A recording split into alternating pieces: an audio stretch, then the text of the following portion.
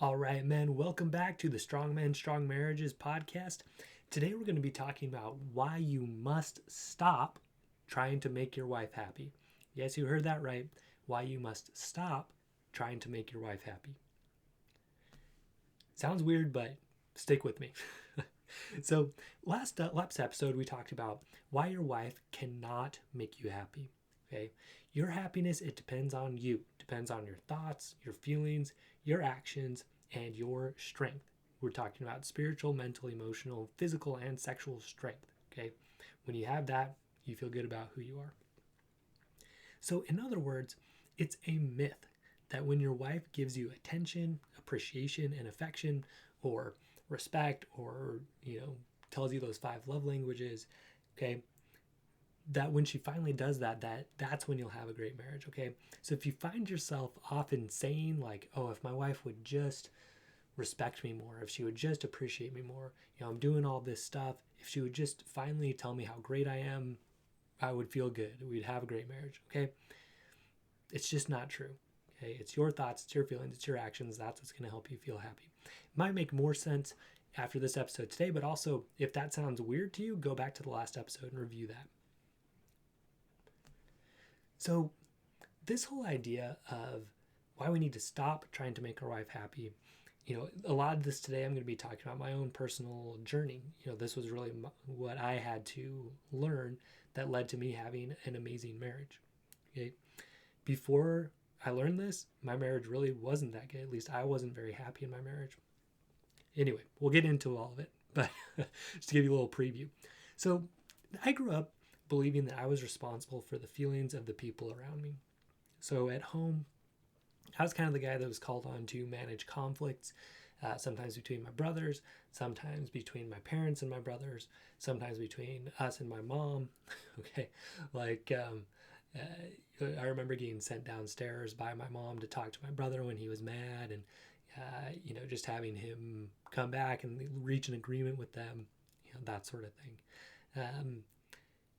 The other thing that I heard a lot, and probably a lot of you can relate to this, is like, don't hurt your brother's feelings, don't hurt your mom's feelings, don't hurt your friends' feelings, don't hurt your teacher's feelings, right?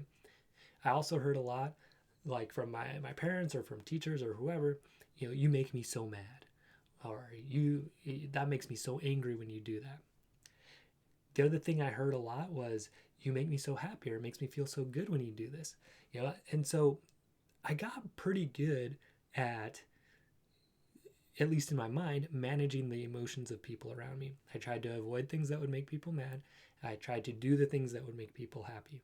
And overall, like, I made friends, I was well liked, and it served me pretty well, except that underneath all of that, I always kind of thought like it could go away at any moment, right? Like, I'm making people happy right now, people like me right now, but what if that disappears? What if all of a sudden they stop liking me?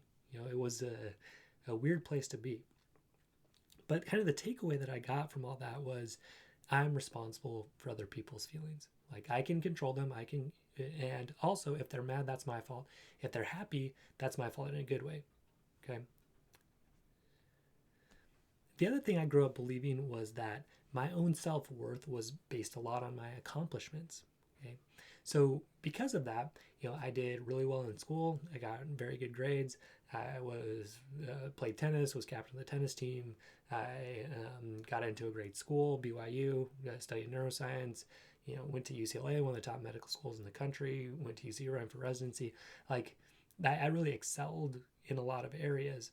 But again, like, behind that was just this sort of desire to look good, desire to really feel good enough about myself. As I accomplished those, I felt like those accomplishments would make me feel good about who I was.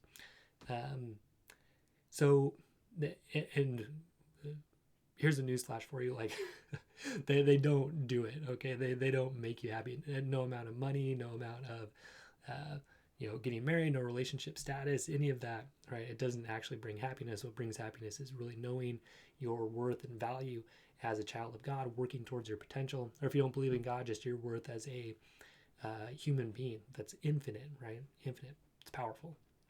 Anyway, going back to the main idea here. So anyway, I'm doing well in school. I'm excelling in my church too. So in church, we really got it kind of um, hammered into us, or at least this was the message I took away. Like, if you live what the church teaches, then you're good. If you don't, then you're bad. If you need to serve other people, you need to, even at your own detriment. I learned that through church. I don't think it's for sure not like a part of the church doctrine, but I kind of took that lesson away. Um, so I get married and I hear this phrase, happy wife, happy life. Okay? And to me, that seemed like a perfect fit. Okay. So, okay, to be successful in my marriage, all I need to do is make my wife happy. And I kind of know how to do that, right? I know how to make people happy. So I go in, I'm like, I'm going to make my wife happy. And what I expected in return from that is that my wife would give me attention, give me affection, give me appreciation, right? And we'd have a great marriage. I'd give her what she wants, she'd give me what I wanted, and it would be a nice little trade. So, I get married, I go in there, and I start doing everything I can to make my wife happy. I try to be the perfect husband. I'm making meals, I'm trying to make the money, I'm, you know, studying school, helping with the kids. And so sometimes I succeeded in this, right? She was happy, and I got the attention, affection, the appreciation that I wanted, right? I felt really on top of the world when that happened because I got what I was looking for, her attention, her being happy, right? But sometimes I failed at this, okay? So I would do the dishes, I would take care of the kids, I would do things in her love language, right? But she wasn't happy, okay? No matter how I tried, she still wasn't happy. And I also didn't get the attention, affection, or appreciation that I craved. Or sometimes she would be happy, but I wouldn't get that attention back. And so in those cases, I felt like a failure. And it wasn't a good place to be. So, I thought to myself, well, um, okay, so sometimes I'm making her happy by doing all these things. So maybe I need to just do more, right? Maybe I need to kind of shut down what I want even more and just go in 100% for what she wants. Then she'll be happy. Then I'll get that appreciation back. So, no matter the cost, right? Make her happy no matter what it costs me. So, like in money, for example, I would spend money that we didn't have on stuff that I thought she wanted. I'd let her spend money on stuff that I really didn't feel comfortable with. I started to shut down hobbies that I had because I thought it would make her happy for me to be home more. When it came to religion, I would kind of tone down what I was doing because some of that bothered her. When it came to sex, I would really kind of shut down what I wanted there because it was hard on her. And understandably, she went through some very difficult, terrible sexual abuse, so I get it, right? But I shut that down completely and basically said, "Oh, it doesn't matter to me, right? I don't need to work on that," even though that was a lie. So, as I started to do this, right, a couple things started to happen. Number one was I really started to lose myself and lose my happiness, right? I wasn't doing the things that brought me joy. I was so concerned about what she thought about me, what if she was going to be happy, if I could make her happy, if I could get that scrap of affection. Like I remember I would come in and look at my clothes and just think like, okay, is she gonna like this shirt? Is she gonna like that shirt? And I'd walk out. And if I put a shirt on I thought she would like, and I'd walk out. And if she didn't respond to it, I felt like, oh, great, I'm a failure. Or we'd go on these dates, and I'd try to make it just perfect for her, and then I'd say something that would maybe upset her, and I'd think, oh, like wasted, that whole evening wasted. I was trying to make her happy. I was trying to get to where maybe she'd be in the mood for sex. What a waste, right? So it was a terrible place to be, honestly. And I was there for years, really. Like, I felt like I was being the perfect husband and everybody could see it except for my own wife. Okay. Sometimes I would just go to the car and scream because I felt like I just could not take it anymore. It was rough. So things really came to a head when we went over a year without being physically intimate in our marriage. Um, so I knew, like I said, she has reasons for it. It makes sense. But at the same time, I knew sex was an important part of marriage for me. Like I wanted that to be part of our marriage. And, I was feeling like I was getting all the responsibilities of marriage, but none of the benefits. And that's kind of where I was living, right? Look, I'm doing everything I can here. I'm getting nothing back. No intimacy, no appreciation. My wife seems upset all the time. She's distant. We're not connecting. Okay. So at that point, like, this is something I'm ashamed to admit, but I spent time imagining, like, what it would be like to be with somebody else, someone at school, even somebody at church, right? Just to get some kind of connection, some appreciation. And, that was a low point.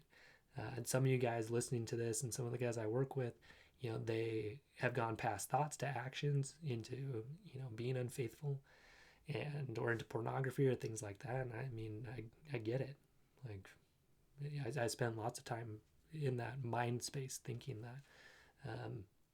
It's not a good place to be. So at that point, I really knew that I needed some help. Like, I didn't want to go down that road. I didn't want to be unfaithful. I didn't want to give that example to my kids. So I really started looking all over the place for ideas and solutions on what to do. Like, how was I going to get out of this mess? And what I was really looking for at the time was, how can I make my wife do what I want her to do, right? How can I like make her be happy? How can I make her appreciate me more? Okay. So, I talked to church leaders, very helpful. I talked to mentors, coaches, looked to my own training in psychology and psychiatry and all of that. Talked to counselors. Okay, went through a lot of different one-on-one type things. Read books by experts, John Gottman, Sue Johnson, Dale Carnegie, Stephen Covey, all the self-help people, just trying to find, some answers. Some of my favorite people that I learned from, Jennifer Finlayson Fife, David Schnarch, that really started to help me understand like what real intimacy is in marriage. And I'll get to that in a minute here. So each of these things, they got me a little bit closer to the answer, right? But finally, for me, the moment of clarity came when I remember this moment very clearly. So I'm in the kitchen. I'm listening to a podcast. It's by a lady named Jody Moore. And she just says simply, you are not responsible for other people's emotions. And that hit me like a ton of bricks. Like, you are not responsible for other people's emotions. I am not responsible for my wife's emotions. Honestly, in that moment, I felt like I was let out of jail. I was let out of prison. I was finally free. Like, I was not responsible for her emotions. It was amazing. Okay. Happy wife, happy life. It was a lie. It was a lie. It is a lie. All right. Happy wife, happy life. It does not work. Okay. You cannot be happy by trying to make your wife happy. Okay. And let me explain a little bit of why. So, happy wife, happy life is doomed to failure because when you base your success on the feelings of or actions of other people, you cannot win. You cannot be successful. Okay. The power is completely in their hands, right? Your success, it just depends on their emotion, which is so crazy. Like, people's emotions, they change all the time, right? And they have almost nothing to do with you, right? It has to do with their thoughts, their feelings, their situation, right? How they got brought up, all kinds of things, okay? So when we say, okay, I'll be happy when she's happy, now, come on, like, you cannot win, okay? I tried it for years. Just stop trying it right now. So again, the thoughts, feelings, actions, and results and intentions that we have when we do act, all of that, it's up to us. It's up to me. It's up to you. Okay. It's up to my wife to do that for herself. Okay. When we try to make people feel anything, even happiness, we're trying to control them. We're trying to make them have certain thoughts and feelings and emotions and all that. Okay. And controlling people, it never works. And it usually drives them away from us. Okay. So if we're in there, you know, think about it this way, right? What if you said, I really want to make my wife sad? Okay. Or I really want to make my wife anxious, or I really want to make my wife angry. Okay. And you know, sometimes we go there, right? And because we're so tired of trying to make her happy that we're just like, fine, well, I'm just gonna try to make her mad because she made me mad. You know, it's very kind of juvenile, but we do that sometimes. Um, so when we do that, most people will call that manipulative, right? If you're trying to make people mad or sad, right? Um, they'd call that manipulative. Most people would say, oh, that's manipulative. But what I want you to realize is it is still manipulative if you're trying to make your wife happy, make her happy, okay? Force her to be happy. That's kind of what you're really saying there, okay? The intention that you have there is to control your wife, control her emotions, control her feelings, okay? And that's where it fails. You can't control other people. You just can't. You can't control their emotions. So stop trying, okay? Stop trying to do it. What's the solution then? Your intention has to shift, okay? Your intention, and we talked about this a little bit last episode, but your intention needs to be to serve your wife, right? Not to control her, not to make her feel something. It's to act in a way that you can be proud of, to be the kind of husband that you want to be. Okay, so I'm going to get into that a little bit more in a minute, but I wanted to also explain a little bit more of the aftermath of that moment. So I'm in the kitchen, right? I'm just thinking, finally, like I'm free. I don't have to make my wife happy anymore. So a couple of things happen. You know, I realized the flip side of that, which was that she wasn't responsible for my emotions either. And that's kind of what we talked about last week. So in other words, it wasn't her job to give me attention, affection, and appreciation. So I'm like, oh crap, right? Like, what are we supposed to do now? Okay. This is what the movies and marriage counselors and a lot of books teach. Make each other happy, validate each other's feelings, sacrifice for each other, shut down what you want for what the other person wants. Okay. That's what makes a good marriage. But I just realized that's not going to work. So what is going to work? Okay. That's what I needed to figure out. And that's what I did figure out. And that's what I'm so excited to share with you and everybody else. So for a while, I kind of tried the opposite. So I've been constantly trying to make my wife happy. So I said, you know what? Screw it. Like, I'm not going to do anything for my wife now. And it was an interesting, you know, little bit of time in our marriage. You know, she felt like, what is going on? Like, who is my husband? What happened here? She felt very kind of scared and alone, understandably. And I was like, yeah, you know, I'm going to do what I want, and, you know, forget what you want. Doesn't matter. Right. So that's kind of the opposite. And some people think like, that may be what you thought when you heard the title of this, like stop trying to make your wife happy. It doesn't mean start trying to make your wife mad, or like stop caring about your wife. Okay. That attitude of like, screw you, I'm going to do what I want, it really only works to make both of you miserable. At least that's what happened to us, right? I didn't feel good about being a jerk. She didn't feel good about being treated poorly, or basically me not really caring about her. Okay. So here's what does work. All right. What does work is bringing my best and my whole self to the marriage. Okay. One of the big keys was choosing to serve my wife, right?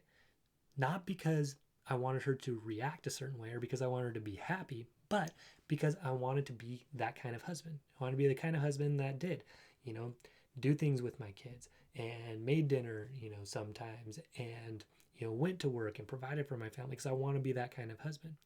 Here's the crazy thing, guys. When I stopped doing that stuff to try to make her happy, that's exactly when I started getting more attention. I started getting more appreciation. And she was happier because I wasn't trying to suck that out of her, right? I wasn't being the mosquito trying to do these things just so I could get a response from her. The other big thing, this was huge, right, is that I had to start sharing things with her that I knew 100% were going to upset her, okay? But that were true to who I was at the deepest level. In other words, I had to stop kind of shutting off the parts that I knew she could not or would not validate I had to validate them for myself. That's a term borrowed from David Schnarch, self-validated intimacy, right?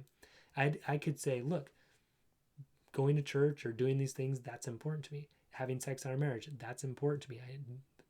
And I know that those things upset you, but that's where I'm at. And let's find something that's going to work for both of us. Okay. Because here's the thing, you can't get to something that works for both of you unless you are both very clear on what's going to work for you and what is not going to work for you. Okay. This is what a lot of the work that I do with the guys that are my clients and that I work with, is helping them figure out like what works and does not work for them and being clear about that with their wife. Another big one is this one, serving because you want to be that husband and not because you want some reaction back from your wife. Okay. I'd say those are the two of the biggest keys. So when I started doing that, I also started doing the things again that brought me joy, like, you know, making sure I was exercising, making sure I was, you know, spending time with friends, going on a guys trip once a year with some of my buddies, like those things that were important to me and kind of made me who I was, right? Because a great marriage is where you are both becoming the best version of yourselves and you can support each other in that, but in a way that's a win for both of you, okay? A way that doesn't hurt one of you, okay? Because I was going about this all the wrong way. I was saying my wife should be happy even if I am hating my life, right? And I think a lot of guys and probably a lot of women too take that approach. But it's just not a good way to live. When you both come in there and you say, this is me, this is what's important to me, and let me understand what's important to you, what works and doesn't, and let's find something that works together. That's when marriage explodes, right? It explodes to new levels of intimacy, connection, friendship, okay? I had to figure out how to respect myself equally to her. Not more, not less. I was stuck in kind of less, right? I was respecting what she wanted and all that, like the clothes again, right? Like putting on clothes just because I thought she would like them with like no regard to whether I like them or not.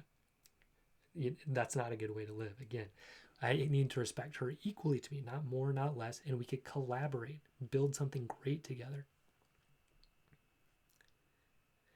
So, what's the happily ever after here? The happily ever after is now, like, our marriage is stronger than it has ever been, way stronger than it was when I was trying to just be the perfect husband, do whatever she wanted, all of that. Okay. Now we really are each other's best friends. We know each other better and at a deeper level than anyone else. Why? Because we were both brave enough and strong enough to share those things with each other that we knew the other person wouldn't really like hearing, but that were important to us. We still have conflicts, and in fact, probably more than ever before. Like 5 minutes ago, before I started recording this, you know, my wife was out with my son, and you know, was laughing and talking with him. And right before that, we had sat together, and she really just wanted to watch a show. So I came to her, and before I would have come to her and been like, how could you talk to him and not me? You care about him more than me. Like very whiny, very needy, very mosquito-like. But this time I came to her and said, hey, just wanted to understand something. Like just as a spirit of understanding, like, you know, what was going on there? How come you're able to talk with him? And then when we tried to talk, you weren't too into it. And she just explained like, hey, right now, you know, I'm just not wanting to get into deep stuff. We were just kind of joking around and looking at funny stuff. And so I learned like, hey, now I understand my wife better. Like at certain times when she's in, you know, a certain mood or whatever, we can just laugh together, and that's going to be better than sharing like deep stuff with each other. So that's a win, right? I came with something that was important that I was curious about. She came back and was honest with me, and now we can get to a better level. Small example, but powerful example of what real intimacy does. So I said that even though I thought it might upset her a little bit, I did it from, again, a place of curiosity and understanding. She came back with truthfulness, even though maybe that might upset me. And we were able to get to a better spot. Okay. So this is how your marriage can be, guys. I promise. You know, both of you working together, reaching towards our best and highest self and supporting each other along the way. Okay. This is real intimacy. Knowing and being known. Knowing your wife at a deep level, sharing who you are at a deep level, finding things that work for both of you. Okay. Life is so much better here. It's so much better. So much better than constantly trying to make your wife happy. Okay. You don't have to be in there. You can be let out of prison too. It just takes building up your strength. And this is what I help guys do all day long. I love it.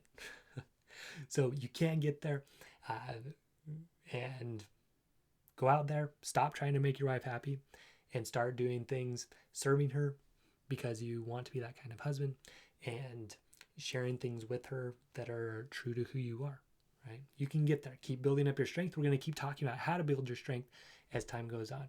All right, guys, great job. We'll see you next episode.